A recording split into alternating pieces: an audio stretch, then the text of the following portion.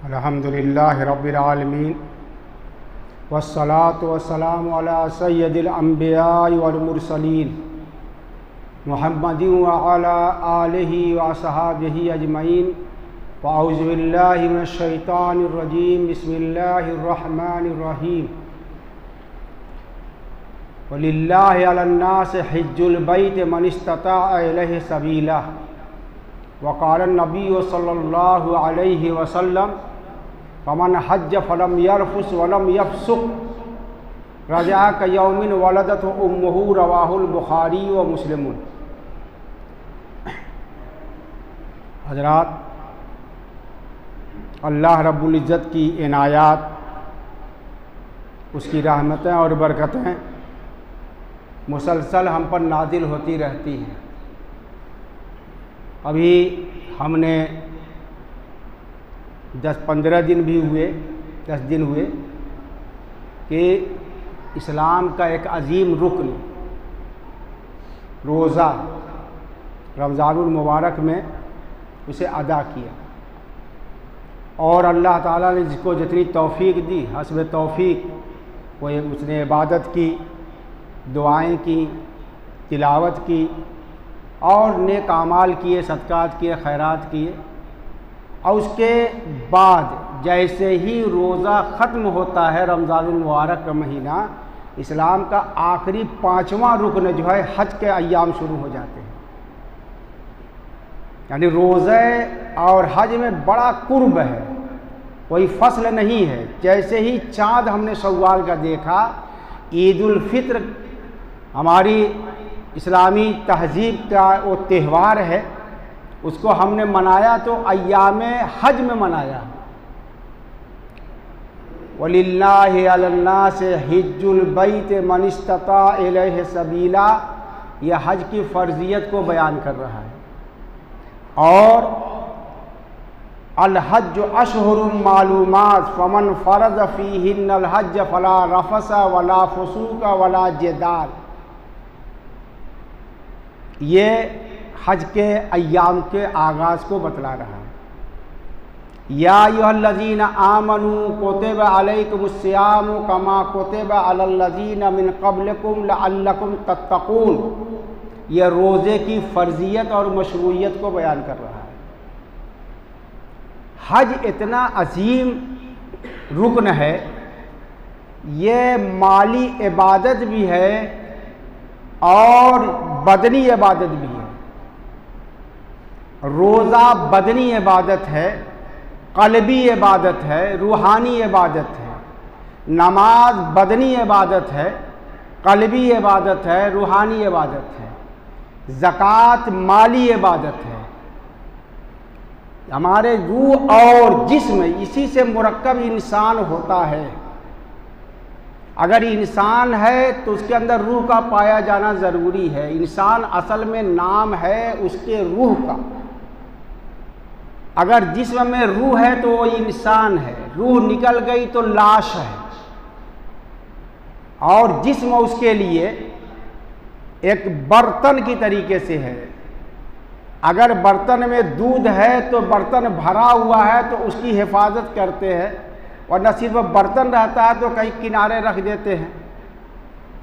अगर जिस्म है और रूह है, ये दोनों मिल करके अल्लाह की इबादत करते हैं। रूह का सिलसिला दिल से जुड़ा हुआ है, दिल में नियत करता है और बदन के ज़रिए उस नियत किए हुए आमाल के अदायगी करता है। तो रोज़ा क्यों फ़र्ज़ किया गया था? लअल्लकुम तत्तक़ून, ताकि तुम्हारे अंदर अल्लाह का खौफ पैदा हो जाए, अल्लाह का डर पैदा हो जाए कि जो भी तुम कर रहे हो हर वक्त ये एहसास रहे कि जो कुछ मैं कर रहा हूँ, मेरा चलना फिरना, बोलना, बैठना, उठना, खाना, सोना, बातें करना, तिजारत करना, इबादत करना, मामिलात करना, जो कुछ भी मैं कर रहा हूँ, एक एक लम्हा, बल्कि एक एक लम्हा का 1000वां हिस्सा ये अल्लाह के इल्म में है। और मेरा एक एक अमल जो मैं कर रहा हूँ वो सब रिकॉर्ड भी हो रहा है, लिखा भी जा रहा है, ये सब कुछ मौजूद है। तो अल्लाह का खौफ जब दिल में पैदा हो जाएगा, खौफ किसी की अजमत की वजह से पैदा होता है, उसकी अजमत का एहसास दिल में जम जाए, उसकी किबरियाई का एहसास और उसके कादिर मुतलक होने का यकीन दिल में बैठ जाए तो आदमी इसी को कहता है कि फला का डर है। जब ये चीज़ निकल जाती है तो आदमी जो चाहता है करता है। जब तुमसे हया ख़त्म हो जाई तो इफ़ाल माशेत, जब तुम्हारे अंदर ईमान की हया नहीं रही, अल्लाह का डर नहीं रहा, आखिरत का एहसास नहीं रहा, हिसाब किताब का तसव्वुर नहीं रहा, तो रमज़ान में इसकी मश्क कराई जाती है। और जैसे ही रमज़ान के एक महीने की तरबियत पूरी होती है तो हज का महीना शुरू कर दिया जाता है। यानी शव्वाल, ज़िलक़ादा और ज़िलहिज्जा, ये कुल मिला जुला के 2 महीना 10 दिन और भी कुछ मिला लीजिए तो 2.5 महीना मान लीजिए, ये हज के लिए एहराम बांधा जाएगा और इन्हीं अय्याम में एहराम बांधा जाएगा। यह हज अल्लाह की तरफ से एक ख़ास एजाज़ है। अल्लाह ताला जिसको बहुत नवाजना चाहता है, बहुत ज़्यादा उसका इकराम करना चाहता है, उसको हर किस्म की आलाइश से पाक करना चाहता है, अपनी मोहब्बत में उसे डाल करके उसकी ज़िंदगी में अपनी मोहब्बत के असरात देखना चाहता है, ये हज उसके लिए मुकद्दर होता है और वो हज करने के लिए बुला लिया जाता है, जो बैतुल्लाह को देखता है, जहाँ हर वक्त इलाही नूर इलाही की बारिश होती है, रहमतों की बारिश होती है। देखा जे या इलाही ओ मदीना कैसी बस्ती है जहाँ पर रात दिन मौला तेरी रहमत बरसती है। मक्का और मदीना महबते वही, यानी रसूलुल्लाह सल्लल्लाहु अलैहि वसल्लम पर वही का आगाज़ मक्का में हुआ। हर वक्त उसका नूर का सिलसिला बैत मामूर से मक्का में बैतुल्लाह का सिलसिला बैत मामूर जो अर्श के नीचे 7वें आसमान पर बैत मामूर फरिश्तों का जो काबा है, किबला है, उससे बिल्कुल सीधे में है और वक्त नूर इलाही कुछ पर बारिश होती रहती है। तो हज फिदाइयत, मोहब्बत, इश्क इलाही, फना फिल्लाह, यह उसका मज़हर है, उसकी अलामत है कि अल्लाह को खुश करने के लिए, अपने खालिक और मालिक को खुश करने के लिए, उसकी रज़ा हासिल करके अपने को अल्लाह के दरबार में मकबूल बनाने के लिए एक बंदा सिर्फ अल्लाह के लिए दुनिया की तमाम आराइश, तमाम ज़ेबाइश, तमाम राहत, तमाम लज्जत, तमाम आराम, तमाम सुकून, अहलो अयाल सबको छोड़ करके एहराम बांध करके मक्के की तरफ चला जा रहा है। और जो मक्के के लिए एहराम बांधता है तो हज की नियत करता है, उम्रा की नियत करता है, हज और उम्रा की एक साथ नियत करता है, या उम्रा और हज की नियत करता है। पहले उम्रा की नियत करता है, उसके बाद उम्रा करके फिर हज का एहराम बांधता है, या उम्रा और हज का एहराम एक साथ बांधता है, या सिर्फ हज का एहराम बांधता है। ये 3 तरीके हैं। और वो उसी वक्त से वो ये जाहिर करता है कि मैंने सबको दिल से निकाल दिया, सबको दिल से निकाल दिया, सबका तसव्वुर मेरे दिल से निकल गया। मेरी मोहब्बतें जो दुनिया के लिए थी, मेरी मोहब्बतें जो औलाद के लिए थी, मेरी मोहब्बतें जो तिजारत के लिए थी, मेरी मशगूलियत जो कारोबार के लिए थी, अय अल्लाह मैंने तेरे लिए उसे मुंह मोड़ करके लब्बैक अल्लाहुम्मा लब्बैक ला शरीक लक लब्बैक कहता हुआ चला जा रहा है। अब तो सहूलियात हो गई हैं, आप 2, 2.5, 3, 4 घंटे के अंदर अंदर मक्का पहुंच जाते हैं अपने खैराबाद से, वरना पहले 1-1 महीना लगता था, ऊँटों से जाया करते थे। मिन कुल्ल फज्जिन अमीक, हर वादी से आते थे, दूर दराज से आते थे, ऊंट होता था, पैदल होता था, पैदल हज करते थे, 6-6 महीना पहले निकल जाते थे। उसके बाद शिपिंग का सिलसिला हुआ, पानी के जहाज से 1 हफ्ता 10 दिन लगता था और हाजी ईद बाद फौरन रवाना हो जाते थे। कितने तो रमज़ान में ही चले जाते थे और वहाँ 4-4 महीना रहते थे। अब हवाई जहाज़ है, फ़्लाइट है, लिहाजा लखनऊ गए, बनारस गए, दिल्ली गए, मुंबई गए या जिस इलाके के रहने वाले हों, वहाँ से फ़्लाइट पर बैठे, एहराम बांधा और उसके बाद 4 घंटे में पता चला कि तवाफ़ कर रहे हैं। ये सब सहूलियात अल्लाह ने हमारे लिए फराहम कर दी।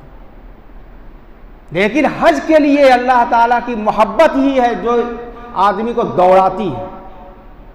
हज ही ऐसी इबादत है जिसमें बंदा सब कुछ भूल करके पैदल चला रहा है, सहरा में, जंगल में, वादी में, पहाड़ों पर उतरता है, दरियाओं को पार करता है, मुशक्क़तें बर्दाश्त करता है। इस जज्बे के साथ अल्लाह की तरफ से बुलावा आ गया है। यह इश्क़े इलाही का मजहर है हज, और उसी के साथ साथ हमारे ईमान का इम्तिहान है कि बंदा मेरे लिए कुछ महीनों के लिए, कुछ दिनों के लिए अपने घर वालों से मुंह मोड़ता है कि नहीं। वो मेरा बन करके मेरे दरबार पर मुझे पुकारते हुए उठते बैठते और आता है कि नहीं। यह हज दिखावा नहीं है, नुमाइश नहीं है, कोई ओहदा नहीं है, कोई जिम्मेदारी नहीं दी जा रही है, बल्कि यह आपकी अब्दियत, हमारी बंदगी, हमारी इताअत और हमारी फरोतनी और हमारी दरमादगी, ये सब जाहिर करने के लिए है कि हम कुछ नहीं है अल्लाह, सिर्फ तू ही तू है। इसलिए हज किया जाता है। निकलो इस दुनिया के जंजाल से, क्योंकि तुम्हारा असली घर जो है वो हश्र का मैदान में तय किया जाएगा और वो आखिरत का घर है, या तो जन्नत या जहन्नम। तो हाजी का बड़ा एजाज है, बहुत इकराम है। फरमाया, मैंने बताया कि रोज़ा रखवाया गया था तकवा पैदा करने के लिए, और तकवा क्या है? अल्लाह का खौफ दिल में बैठ जाए, तमाम बुराइयों से अपने को रोके। ज़्यादा रोज़े में मना किया गया है कि रोज़ा रख करके न खा सकता है, न पी सकता है, न बीवी से कुर्बत कर सकता है, न गाली देना है, न झूठ बोलना है, न झूठी गवाही देना है, न लायानी बातें करनी है, न गीबत करनी। अगर कोई झगड़ा करे तो कह दो कि मैं रोज़े से हूँ। अल्लाह के रसूल ने फरमाया कि जो आदमी रोज़ा रख करके झूठी गवाही देने से अपने को न बचाए तो अल्लाह ताला को उसके रोज़े में कोई दिलचस्पी नहीं है। हज के बारे में भी फरमाया कि जिसके पास ज़ादे राह है, सवारी है, और वो हज नहीं करता, तो चाहे वो यहूदी बन के मरे, चाहे ईसाई बन के मरे, अल्लाह को कोई इससे फ़र्क पड़ने वाला नहीं है, उसकी कोई ज़रूरत नहीं। इसलिए कि अल्लाह ताला फरमाते हैं लिल्लाहि अलन्नास हिज्जुल बैत मन इस्तताअ इलैहि सबीला। हज़रत अली की रवायत है ये। देखिए, उसमें भी मना किया, रोज़ा रख करके बीवी से करीब नहीं जाना है रोज़े की हालत में, रात में कुर्बत कर सकते हैं, और झूठ फसाद बोलना ये रोज़ा है कान का, आँख का, दिल का रोज़ा, नीयत का रोज़ा। ऐसे ही हज में भी फरमाया गया है, फमन फ़रज़ फ़ीहिन्नल हज फ़ला रफ़स वला फ़ुसूक़ वला जिदाल, कि न वो बीवी से कुर्बत करेगा, न प्यार मोहब्बत की बातें करेगा, न छेड़छाड़ करेगा, न फिस्को फजूर करेगा, न झगड़ा करेगा। और आगे इसी आयत में फरमाया गया व तज़व्वदू फ़इन्न खैर ज़ाद अत्तक़वा, कि जब हज के लिए जाओ तो ज़ादे राह इख्तियार कर लो, तक़वा, तक़वा का ज़ादे राह लेके जाओ। तक़वा में माल से, तक़वा के लोगी माना आता है लुगत में बचना। तो ऐसा नहीं हज होना चाहिए कि आप इनसे उनसे मांगते फिरें कि मैं हज के लिए जा रहा हूँ, ना मैं हज के लिए जा रहा हूँ मैं। और तज़व्वदू खैरत ज़ाद फ़इन्न खैरत ज़ाद अत्तक़वा जो फरमाया गया है कि अल्लाह के लिए डर के साथ जाओ, कि मैं तो जा रहा हूँ, पता नहीं कबूल होगा कि नहीं कबूल होगा। और जब हाजी की नीयत सही होती है तो अल्लाह के रसूल सल्लल्लाहु अलैहि वसल्लम ने फरमाया कि फमन हज फला रफस वला फसूक वलम यरफुस वलम यफसुक, जिसने हज किया और हज के दिनों में बीवी के करीब नहीं गया ihram की हालत में, न बाल तोड़े और न किसी को छेड़ा, न झगड़ा किया, न मारपीट की, फिस्को फजूर नहीं किया, तो जानते हो लौटता कैसे? रजा घर जब वापस आता है तो ऐसे लौट करके आता है जैसे उसकी माँ ने आज ही उसको जना, यानी बिल्कुल पाक। इसलिए इरशाद फरमाया कि जब हाजी लौट करके आए तो घर में दाखिल होने से पहले उससे मिलो, सलाम करो, मुसाफा करो, उसके लिए कहो, उससे कहो कि दुआ करो मेरे लिए। दुआ कराने के लिए कहा गया हाजी को, क्योंकि वो एक मासूम बच्चे की तरीके से अगर हज नियत की है, उसने साफ नियत की है, तब लाखों जाते हैं हज करने के लिए। हज के जो अहकाम है उस पर अगर उसने अमल किया, वहाँ तो आप जाइए तो सेल्फी लेते हैं तवाफ करते हुए। मैंने देखा है हरम के अंदर बड़े बड़े दाढ़ी वाले वो काबा का तवाफ करके सेल्फी ले रहे हैं, फिल्म बना रहे हैं, इधर भेज रहे हैं, उधर भेज रहे हैं। इसका मतलब यह है कि वो तमाशा करने के लिए, नुमाइश करने के लिए गया है। यहाँ से भी हज करने वाला जब जाता है तो बाकायदा शोहरत और ये और वो तमाशा। अरे इत्तला दीजिए, लोगों से मिलिए, जाके माफ़ी तलाफ़ी कीजिए, एजाज़ के साथ जाइए। घर के जो रिश्तेदार घर पर आए हैं उनको अगर खाना खिलाते हैं तो खाना खिलाइए और इज्जत के साथ जाए। तो बड़ा जुलूस जाता है, माला पहनाई जाती है, माना कि शादी करने जा रहा है, निकाह करने। एक तबका तो है वो बाकायदा 20-20 से माला यानी गर्दन उसकी झुक जाती है और वो तराना पढ़ते हुए और क्या बोलते हैं जैसे सेहरा पढ़ते हुए जा रहे। नमाज में तो नहीं पहुंचे, क्योंकि सबसे बड़ी इबादत जो है नमाज है, उसमें तो नहीं इसको तराना पढ़ाने के लिए और न कहते हैं कि जाओ भाई फला सब नमाज पढ़ लीजिए। इसका मतलब यह है कि वो चाहता है और ये लोग चाहते हैं, उसमें पैसा लुटाता है और आने के बाद उसकी ज़िंदगी में अगर तब्दीली आ गई तो हाजी है, वरना कुछ तब्दीली नहीं आए तो पक्का पाजी है। ये हज तय करता है, हज तय करता है कि ये पाक साफ होके आया कि बिगड़ के आया। वहाँ एक कसौटी है। बड़े हज करने के बाद वही जिंदगी, वही लोफड़पना, वही तमाशा, वही झूठ फसाद, वही गाली गोलू। इसका मतलब अल्लाह दिखा रहा है कि खरे ईसा मक्का रवत बाजायत खरबासत, कि अगर ईसा अलैहिस्सलाम का गधा मक्का भी चला जाए लौट कर आएगा तो गधा रहेगा। ऐसे नुमाइश के लिए हाजी जाता है, उसकी ज़िंदगी में तब्दीली नहीं आती, उसकी दाढ़ी मुशर्रा नहीं होती, उसकी नमाज की पाबंदी नहीं होती, उसकी ज़बान पर कंट्रोल नहीं होता। इसका मतलब यह है कि वो शोहरत के लिए गया था। ये कोई दे का बताने की ज़रूरत नहीं, लाख चिल्ला चिल्ला के कहता रहे मेरी नीयत बड़ी साफ थी। नहीं साफ थी, क्योंकि तुम वो तमाम हरकतें करते हुए जा रहे हो जिसमें तुम नुमाइश कर रहे हो, तुम्हें दिखावा कर रहे हो, तुम शोहरत के तालिब हो। और वो कपड़ा देने की एक बीमारी चली है रस्म रवाज। घर वालों को जब दावत देंगे तो हाजी और हज्जिन के लिए कपड़ा देने का रवाज है। ये कहाँ से आ गया? अगर गरीब है तो बेचारे जा भी नहीं पाते, जिसको दावत दी है उसके लिए 1000-2000 का खर्चा डाल दे रहे और जाकर मुस्कुराते हुए ले लेते हैं। शर्म नहीं आती हमारे हाजियों को, जाने वालों को? और देने वाले भी शर्मा हुजूर में, अगर खुदा खास्ता है उसके रिश्तेदार, उसकी बहन, उसका भाई और कोई करीबी, तो मैं तो यहाँ तक जानता हूँ कि कैसे जाया जाए। अभी कपड़ा लगेगा, ये किसने कायम कर दिया भाई? दीन में इसी तरीके से तो बिदात होती है। शुरू में जब ये रवाज चला था तब भी जामा मस्जिद में जब मैं बयान करता था उस वक्त भी बार बार कहता था और आज भी कह रहा हूँ, ये तमाम बिदात फैलाने में हम सब बराबर के शरीक हैं। आप कपड़ा दीजिए, आप उनको हदिया दीजिए, तोहफा दीजिए, साल में और दिन नहीं है क्या? कभी झांकने भी नहीं जाते, कभी 1000 रुपया लेकर के बहन के पास भी नहीं जाते, कभी अपने गरीब भाई को पूछने भी नहीं जाते। लेकिन हज की दावत मिल गई तो उनको भी कब्र, घर वाली औरतें बाकायदा गिनती है कि कितना कपड़ा आया। होता कि नहीं होता है? अरे होता है ना, सर का झुकाने की जरूरत है। करते हो तो देखो, अगर तुमको गैरत है तो कह दो कि नहीं लाएंगे, नहीं आएंगे, जाओ। कैसी रिश्तेदारी? लेकिन हमारे अंदर भी जुरात नहीं, क्या किया जाए, रिश्तेदार हैं, क्या किया जाए।